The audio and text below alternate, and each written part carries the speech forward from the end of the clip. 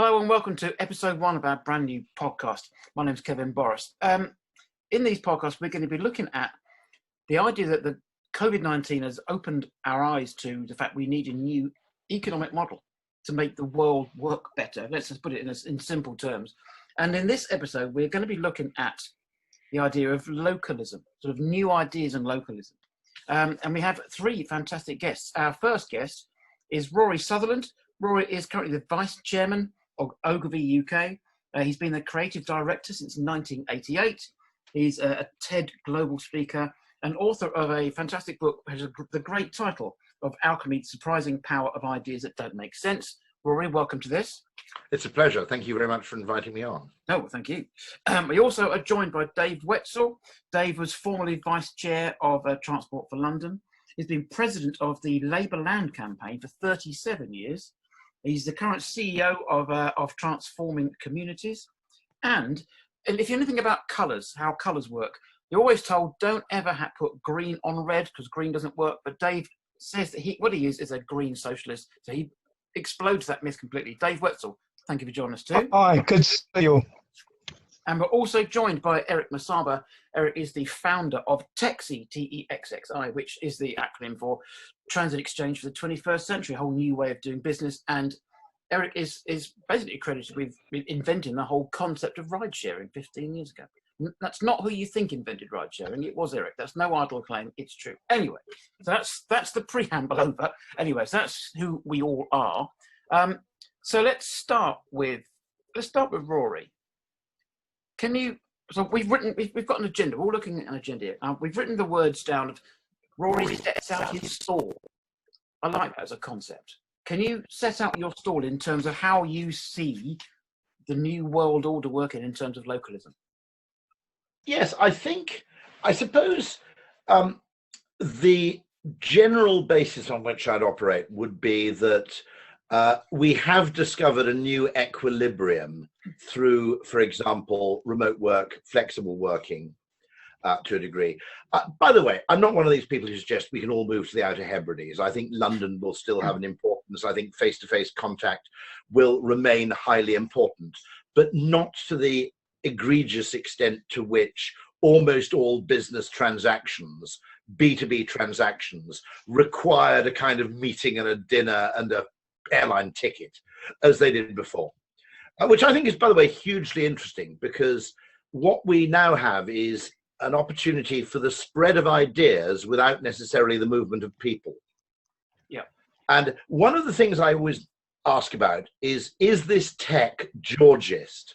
Now, I don't know if you're familiar with Henry George, I'm sure Dave is, the 19th century American economist who believed that there should be a single land value tax, because essentially landowners had the power to extract economic value created by other people without doing anything themselves. The reason being that any economic activity which was particularly dependent on a location eventually would fall prey to the avarice of its own landowners. Right. And so the idea was that tax should be paid on the value of the ownership of unimproved land.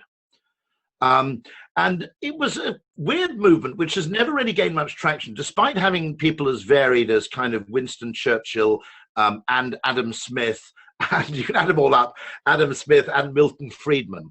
And I think partly because it's not a movement conventionally of the right or the left, it failed to fall into either of those 2 categories and therefore didn't get talked about much. I think because it defied easy political categorization, I think Georgism sort of fell between 2 stools. But one of the things I argue is that since government fails to implement Georgist policies, and has done more or less completely, there are a couple of Georgist communities in the United States, I think. But apart from that, it's an experiment that's completely untried. It falls to technology to try and replicate the effects.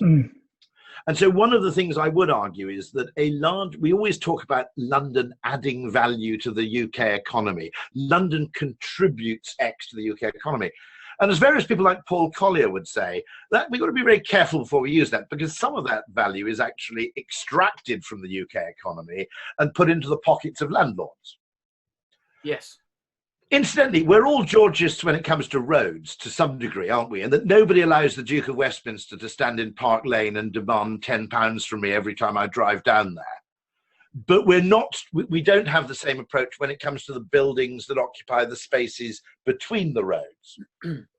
Yeah. And so one of the interesting things is that you might have a world post-COVID where a significant number of people commute less and therefore decide they need to live less centrally, which would mean a spread of wealth outwards from the centre and would also be a catastrophe for banks and landlords, much of whose supposed asset base rests on their extractive power to demand access rights to central London activities or accommodation, for that matter. And I also think that once you change that ratio from 5:2 to, let's say, 2:5 or 3:4, the whole question of where do I want to live generates a very, very different answer.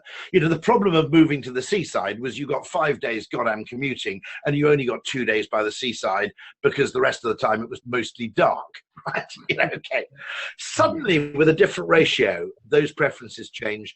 And I would argue that a dispersal of power and economic wealth generation, even if it isn't complete and it isn't the perfect Georgist solution we would welcome, is still good news, partly because with people spending more time in their homes, they do have more time to invest in the community.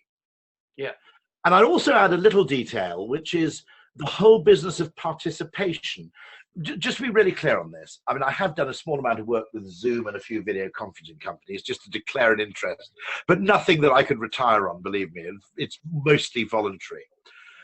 I think the extraordinary power that this technology, I think this is as big as the internet.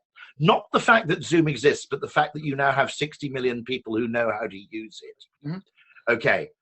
So you don't have that obstacle, well, we can't do the parish meeting on Zoom because nobody over 60 will know how to do it. Churches have learned very quickly. Churches have become broadcasters. Yeah. And so community participation, I watched a Sevenoaks District Council meeting over Zoom. It was broadcast to YouTube and I watched it on my TV. I'll be absolutely honest with you. There wasn't a chance in hell I would have attended one of those meetings physically.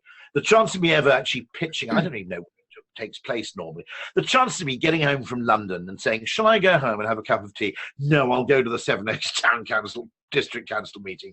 Zero. Okay. So the opportunity for collaborative participation without always demanding co-location is the most exciting thing to me to happen since 1994, when I first downloaded the web, which was, I think it was the precursor of Netscape, and you downloaded it. There was only one place you could download a browser from, which was the Urbana-Champaign, a university in Illinois, seemed to be the only server where you could download whatever.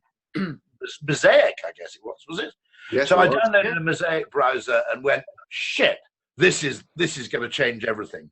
And this, in the same way, I'm seeing a second similar change in my lifetime. Whatever happens, it ain't reverting to the status quo ante. It's a new equilibrium. It's not a temporary aberration. Yeah, excellent. Thank you for that. Right, that was fascinating.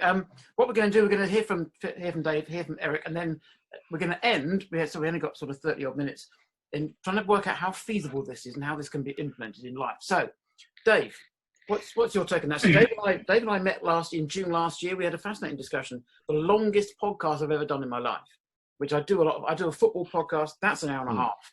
I think I spoke with you for just over 2 hours, and I ran all of it. I didn't change a word. It was fascinating stuff. But we talked about land tax value then as well. So here we are, 15 months later, talking about it again in a different setting. So what's changed, and how can we change it even further?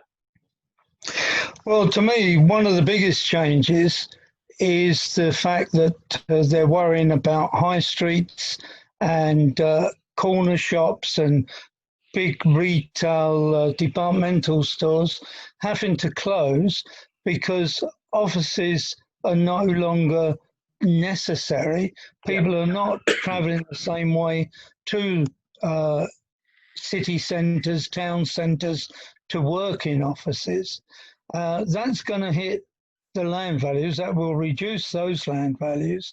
But of course, land values elsewhere, if productivity increases, because of home working, I think it possibly could. I have one experience of that. My eldest daughter works from home, and she reckons she's 20% more productive without the travel time and the diversions that happen when you're working in an office.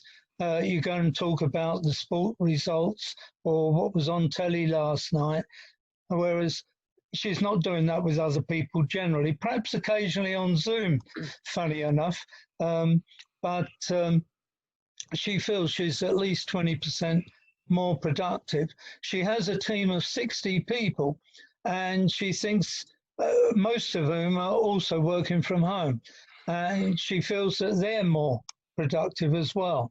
So this greater productivity will eventually end up in land rents. And so landowners, if they're allowed to continue to reap in all the land rent, will continue to be the biggest gainers out of this change. And of course, I'm going to be doing a discussion with the Working Class Library up in Salford next month on the history of land ownership. Basically, the history is one of theft. The most powerful people acquired the land in one way or another and charged the rest of us rent to work the land that our ancestors were already working quite happily before, but without paying rent for. So there's no moral or ethical basis why a small percentage of the population of this planet should charge the other 99.9% of us for use of the planet. The planet wasn't created for the 0.1%. It was surely created for all of us. And the beauty of a land value tax is it's quite revolutionary without having a revolution, because when you tax land values, you're collecting a percentage of the rent. And I would argue that that rent being collected, we should reduce taxes on production and trade. And of course, that would encourage more production and would encourage more trade. Hopefully, as a green myself, I would want to see sustainable production and local trade. I want people to buy local things that don't have huge costs of shipping and transportation around the world. And I very much like the craft movement, and I see a big future for that in this new economy, this new financial world that we're looking at. And I think that land value tax, which has other names as well, annual ground rent is a name that is being used in Scotland. The Scots seem to be clearer about wanting to own the land, and they use the name annual ground rent. But all land value tax does, it collects some of the ground rent that would normally go to the landowner and share it with the public purse. And I think the most useful way to share it with the public purse is to reduce taxes on workers and taxes on production and taxes on our trade.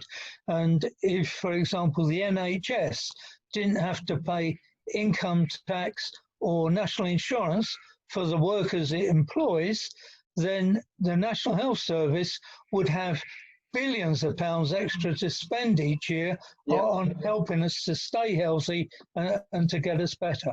So I see a big future for this. So, I mean, interesting. I agree with most of that. I mean, which is odd because I'm a Tory, but I would agree that the extractive power of landowners. The good news is that although you're quite right that the activity will move further out, because area increases with the square of distance, the monopolistic power will be hugely reduced. Yeah. So at a very simple level, every mile you go further away from central London, the available area to you effectively increases exponentially. So that's one good bit of news. If there is a bit of, if anybody feels like becoming a bastard landowner, by the way, here's a tip, okay? Buy seafront property. And the reason for this, my brother did the calculation once. There's about 2/3 of an acre for everybody in Britain, roughly speaking, okay? If you divided the land equally. But in terms of seafront, there's about 3/4 of an inch. All right. So if you want to monopolize property in the future because you're a, okay, buy beachfront, don't buy city centre. But start small, buy a beach hut and work your way up. Yeah, work you out from a beach hut. I think so. Absolutely. So, okay, thank you. We'll come to Eric, but having you and Dave Wetzel agreeing on things, this is the beauty of Zooms. So, Eric, let's come to you then. Obviously, your background is in computing and in finance. I mean, you kind of combine those two into of founding the idea of ride sharing. Where does this fit in with localism and Georgism? I've got another thing I want to bring up afterwards. There's another point we can discuss about the extra energy being working at home. So, Eric, take it away. It's all yours. Well, actually, my very first career was, or attempted career was aeronautics. And that, without me realizing, led me to this idea of what if we treated road space like airspace. Now, airports charge for people to arrive at the airport, and nobody can say they specifically own the airspace. It's a commons owned by the national government, but they will allow people to manage that airspace so somebody gets a rent. That's what airlines do. They buy space to arrive at airports. We do the same thing with the internet. When you buy a domain, you're renting a specific name space for a specific amount of time. And no one person owns the whole internet. It's information, it's cyberspace. But what you can do is you can stake your flag and you can say for this 1 year or this 10 years, I own this domain and I can put my content there.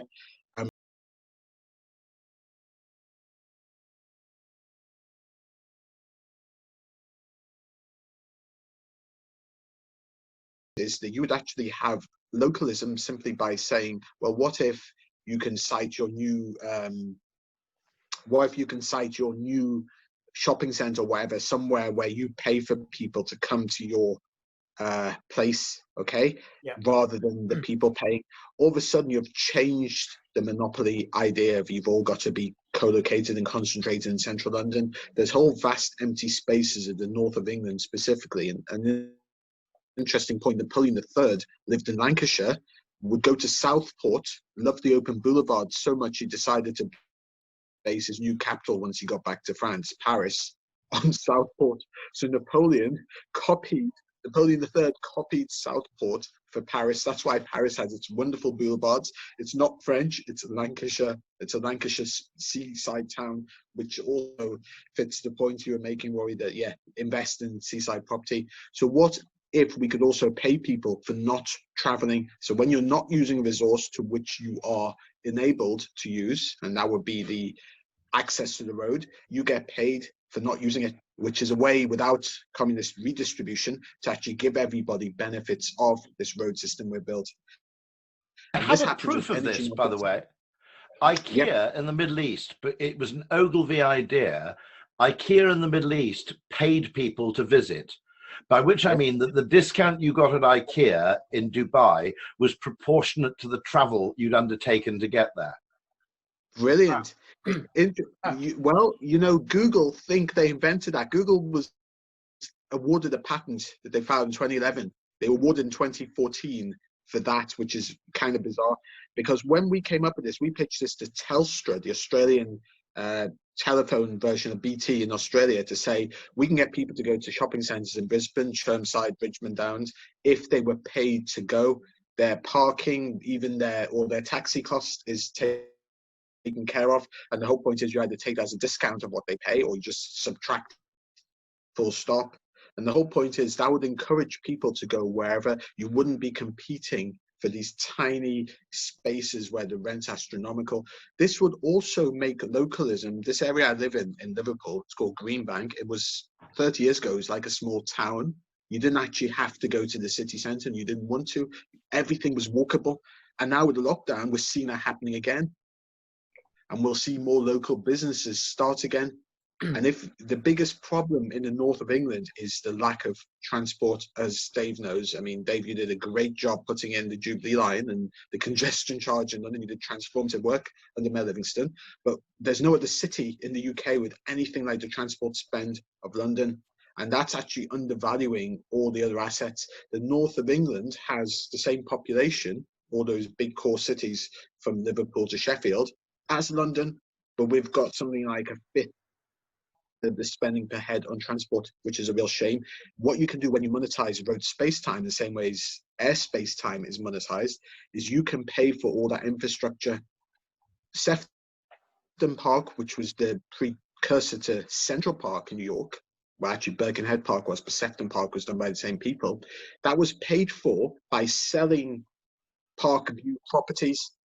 So when whichever Duke of Lancashire or Earl of Sefton gave the land to the city to build a park, it needed money to be set up, and that was all got from selling houses on the park. It's just like Regent's Park or Hyde Park. Japan Rail does that in Japan for all how they build their Shinkansen lines. There's no reason to tax anybody for building infrastructure when land value taxation does that for you, as Dave explained to me. So thank you for this, because I've asked repeatedly why High Speed 2 can't be funded. Okay, if you have agricultural land, let's say 20 minutes from London, which is what, after all, a station on High Speed 2 would effectively be surrounded by agricultural land 20 minutes from London. You know, you'd have two new towns created between London and Birmingham, one between Birmingham and Manchester. It's £3,000 an acre as agricultural land. It's about £3 million an acre with planning permission. Okay, so a few thousand acres provides you essentially with billions and billions of pounds. Yeah, absolutely. So why in God's name are we funding High Speed 2 with other people's money? Thank you, Rory. It's a big question nobody can understand. And another podcast we should introduce you to both Ryan Bourne, who you may know from the IEAs and the Cato Institute, and Richard Wellings, who have said this. And obviously for balance, we'd have to have a couple of HS2 proponents, but that's exactly correct. I can't see, nobody's explained why it can't be funded. I mean, Dave can point out how much land values went up when the Jubilee line was put in, and there wasn't any contribution required from all those landlords who extracted even more rents. It's very strange. They don't do that in Japan. So there is a way to do that with both our roads and to pay people who aren't using the roads. So you actually get a benefit when you decide to stay at home. You could actually be paid an extra bit of salary. With an interesting addition to this, which is before COVID, I made very many low quality road journeys. Okay. Post COVID, I've made fewer high quality journeys. I went to see my father in Wales. Okay. And for the first time, I drove from Kent to Wales non-stop without the traffic grinding to a halt at any point on the journey. Okay. Yep. So you've only got to reduce the volume of traffic by about 20%. And not only do you raise a huge amount of revenue, but the quality of each journey, by which I mean the certainty over your time of arrival. Because basically, effectively driving on the southwestern section of the M25, if you live in Kent, any journey to Heathrow is like a game of Russian roulette, pretty much. Yeah. That you have to allow 2 hours extra to get to Heathrow because of the one time in 6 when a load of arseholes coming off the M3 just block the whole thing. Yeah. I'm particularly holding the M3 responsible. It seems a bit unfair, but this is such an obvious fucking idea.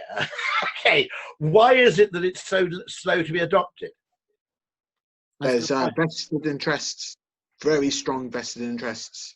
And what's interesting, I think we started following each other on Twitter about 6 years ago, where you wrote about that specifically, about why it's very hard to get those cheap train journeys where you have to catch a specific train. Because if you miss that or plane, you've had to pay so much more, and then you have to put so much extra time just to arrive. It makes it pointless, you know, because that's time which you could spend doing other things, and it's got costs. So with an advance ticket to Manchester on HS2, I'd have to arrive at Euston 40 minutes early, or plan to arrive at Euston with 40 minutes to spare for fear of missing my train. So the time gain is completely eradicated. Bingo. Yeah, exactly. You've understood that perfectly. Yeah, we haven't got a huge amount of time left. We're gonna try and be compact.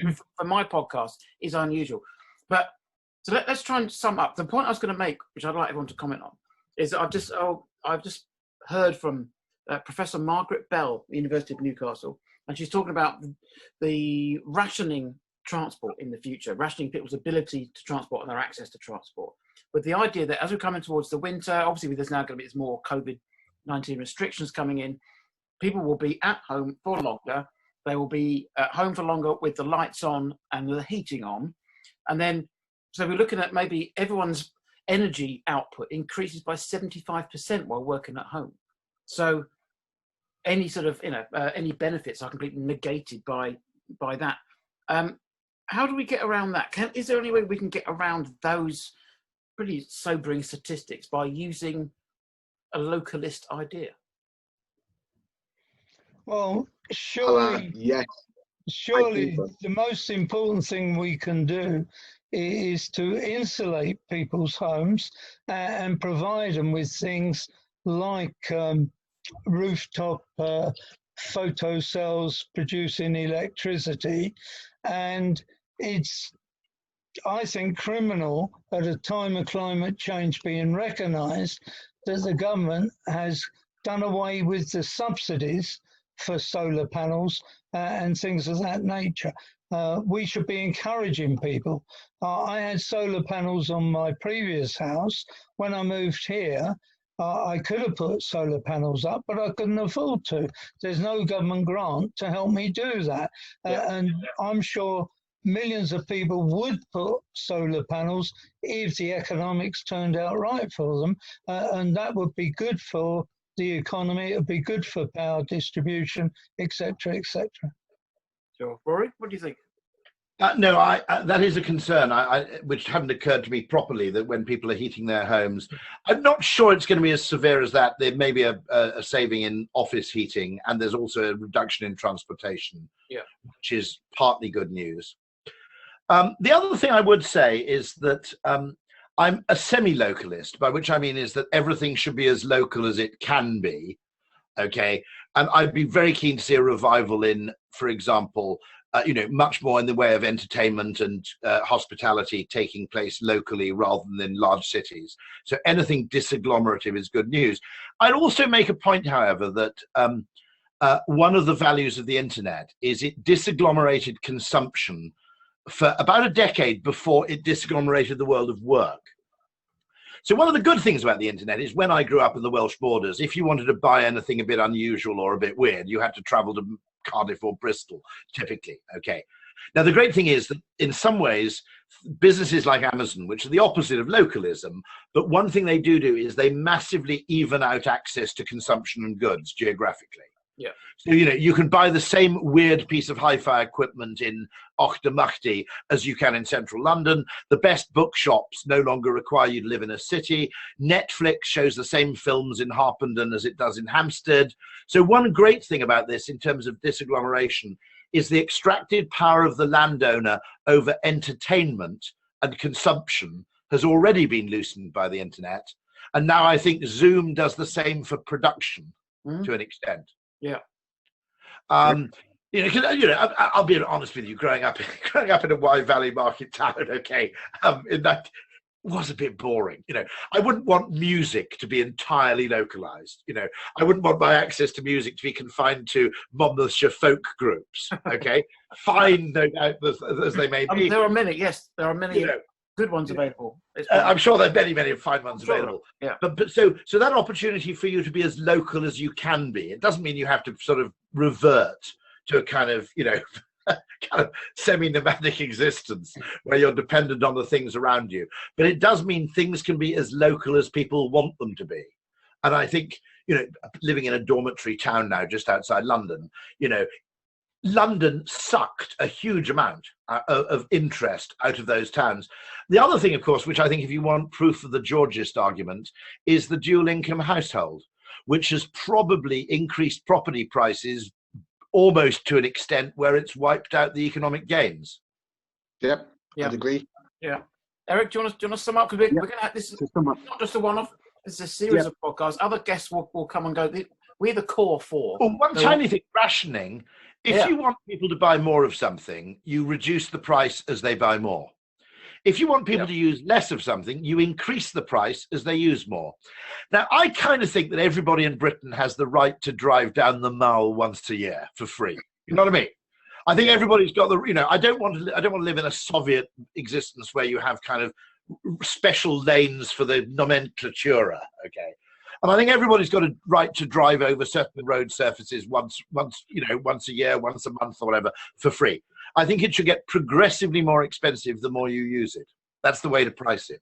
Yeah, and then that brings us perfectly into Eric's idea of ride sharing, but then ride sharing can be local as well. That's the whole point, isn't it? Yeah, I would say the energy argument can be fixed by district heating, which is done, funny enough, in the United States and of the northern cities. You've seen the steam coming out of pavements or sidewalks in American films. Copenhagen has district heating. Singapore has district cooling. That by itself can reduce total energy bills dramatically for people staying in. That's a great thing which can be done, and neighborhoods can be reconfigured. In terms of what taxi is, it's a trans exchange, of which ride sharing is one specific thing that can be done, especially as you want to reduce the cost of every unit of travel moving along there. When Vickery, the economist, came up with the idea of charging for parking, people thought he was mad. It took another 30 or 40 years in Singapore leading the way for that to come in. The same things have happened with energy price in virtual electricity markets. What we can do is change everything for the better with this idea of pricing with space-time. And again, I can share more details about that, but this has been utterly fantastic. So thank you, Rory, and thank you, Kevin, for hosting this. It's been good. I've enjoyed the chats. We've all learned something, and so I like the idea of Dave and Rory agreeing on something. You bring up Napoleon III, and then Rory lives in Napoleon III's house. He doesn't live there now, of course, Napoleon III. It's not B, but so I do like those kind of coincidental links. So you have been listening to episode 1 of our new podcast series. This episode has been called The New Localism. Episode 2 will be along with you shortly. We may have a different guest. We're not quite sure, but it'll still be me. Anyway, that's the one thing we can guarantee. Hopefully Rory and Dave can join us as well as Eric. I think Richard Wellings will be hopefully joining us in the next episode. So thank you all for listening. If you want to find out more, you can contact us. There's a link under this recording. There'll be a link that you can contact us, and you can suggest topics. You can invite yourself on the program, and we can hear from you. So please do contribute. But in the meantime, thanks to Rory, thanks to Dave, thanks to Eric, and thank you for listening. Thanks. A huge pleasure. Thanks very much indeed. Yes, thank you. Bye for now.